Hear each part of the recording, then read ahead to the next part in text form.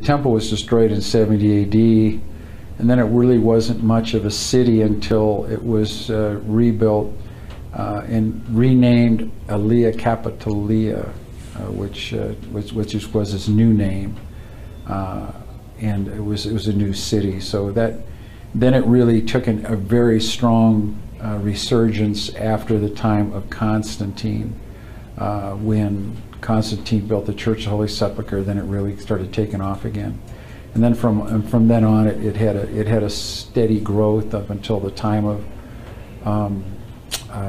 the Crusades in 1099.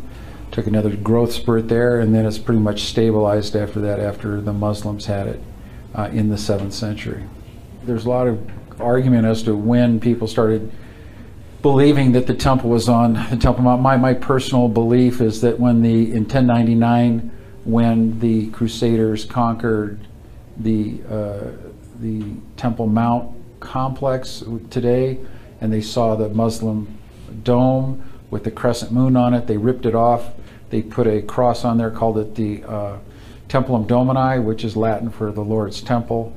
And from that point on, it became very popular throughout Europe that was the temple area. People did argue about it for some extent. They didn't know where the real temple was. But in time, they just settled on it. There was a man named Tudela, Benjamin Tudela, in the 12th century, very charismatic man, rabbi. And he said, hey guys, let's just settle on this. And people have, and tradition has sent its taproot down and taken root in both the church and both the Jewish belief systems.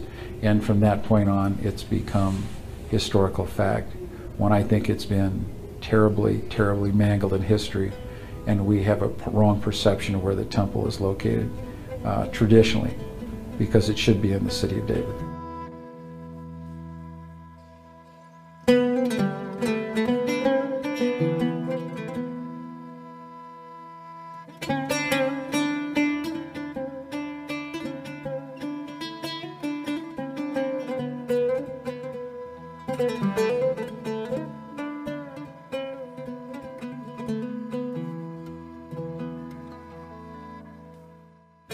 Well, from where we are on the Mount of Olives, we can see behind us the graves of thousands of Jews who wanted to be buried here.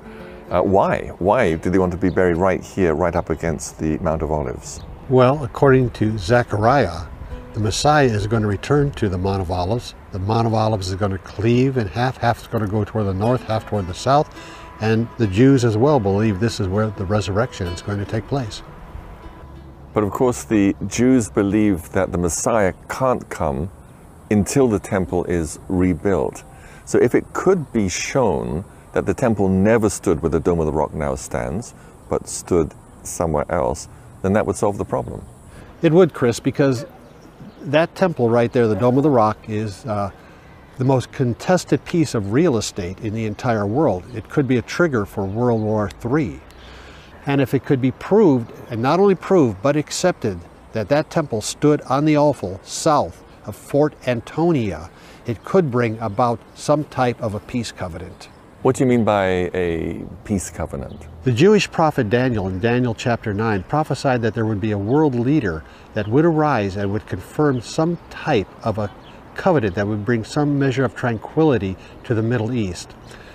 Even now, as wars are raging in Yemen, Libya, Syria, Iraq, Saudi Arabia is involved, this would bring about some measure of peace to this situation. And it would then also allow the Jews to rebuild their temple and begin their animal sacrifice once again. Now, I want to underline that the rebuilding of the Jewish temple is a very important milestone in the sequence of end-time events. And there can be many interpretations of Bible prophecy, who the Antichrist is, when he's going to come, even whether we're living in the end times at all.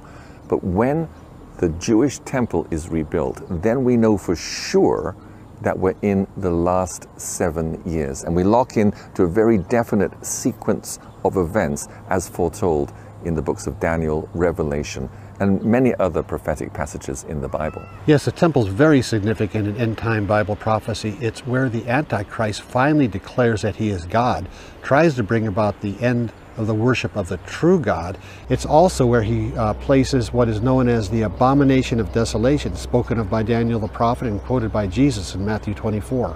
This abomination of desolation, or the image of the beast, as John calls him in the book of Revelation, do we know what it is, or what it's likely to be?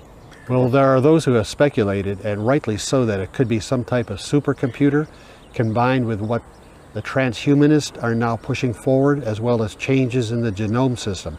Science is putting it all together. Never before in world history that we know of has it been possible to track every man, woman, and child. But the Bible does talk in Revelations 13 about the mark of the beast, the famous 666. And somehow this abomination of desolation is what is going to be able to put that into practice and try and force people and cause people to take the mark of the beast, that no man may be able to buy or sell, save he that had the mark or the name of the beast or the number of his name. It all comes down to economics, Chris. If you don't have it, you can't buy and you can't sell.